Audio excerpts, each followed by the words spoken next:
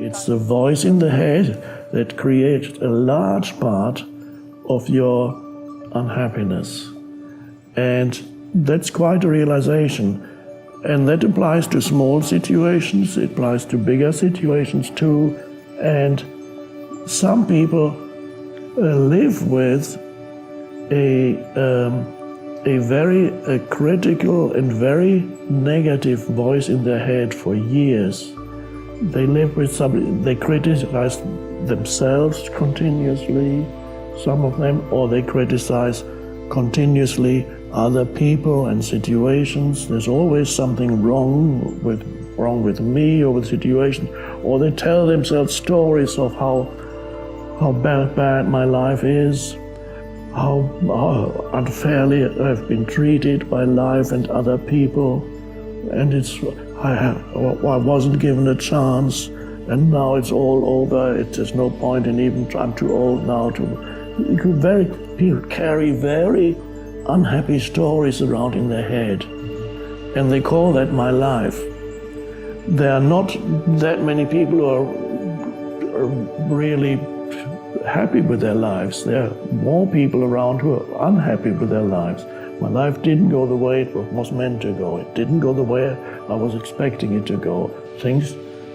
Many things went wrong, and so people carry unhappy stories, and they derive their sense of identity from the unhappy story.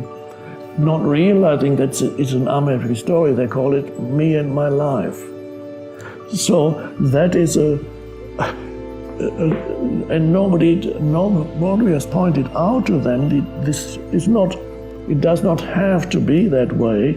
You can become aware of the stories that you're telling yourself, the stories that give you your sense of your unhappy sense of self,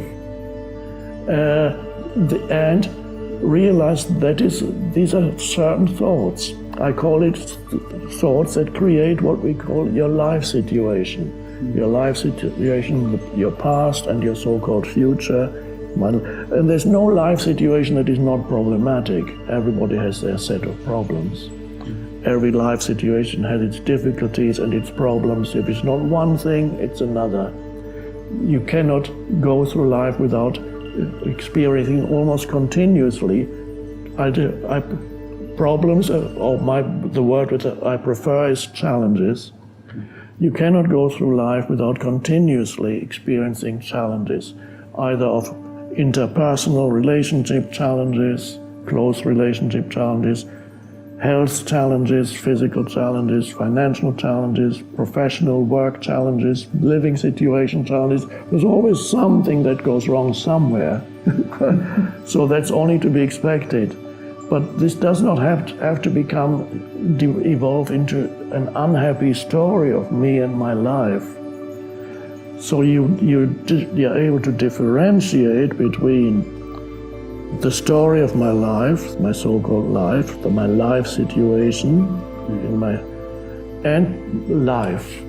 So in The Power of Now, I write about the importance of distinguishing between what is your life situation, which includes all your problems and your past and all those things. That's fine, that exists. But in addition to your life situation, which exists in time, past and future, there's something more vital, and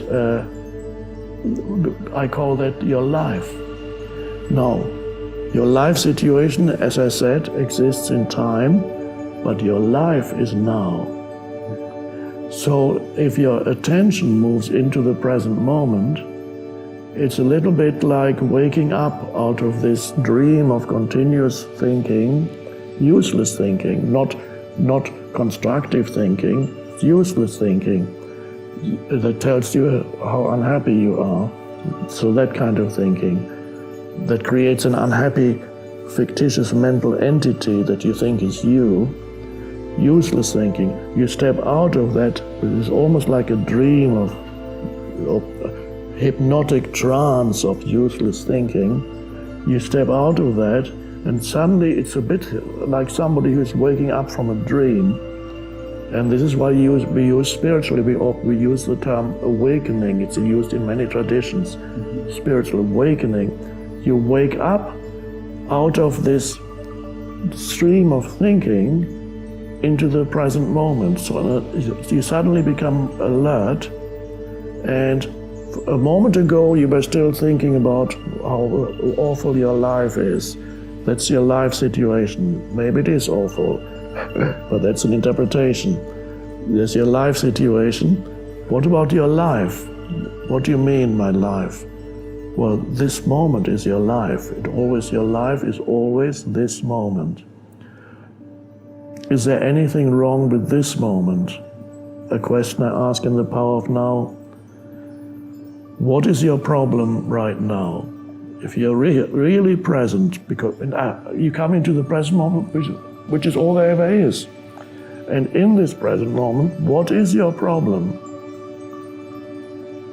And then you have to really wake up into the present moment and see, well, right now I'm breathing, I'm sitting here and I'm looking around and I'm seeing a bit of sky and I'm seeing a potted plant and I'm seeing the flowers. It's all quite lovely and it's relatively quiet here. The temperature is fine. And I may even feel that there's an aliveness in my body. I breathe and I feel alive.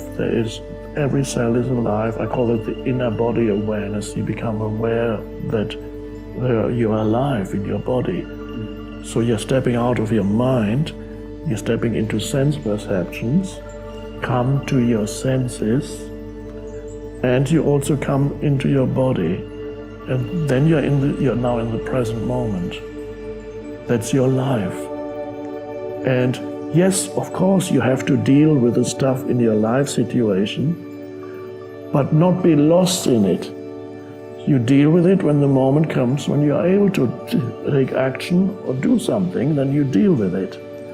But you're no longer lost in it, and you're no longer completely absorbed by this unhappy pseudo-identity that's created by useless thinking. So you come into the present moment. This is your life, and the rest is your life situation. And then after a while you're able to balance. You're dealing with your life situation and experiencing life directly, and then beginning to appreciate the present moment and realizing that is actually quite wonderful.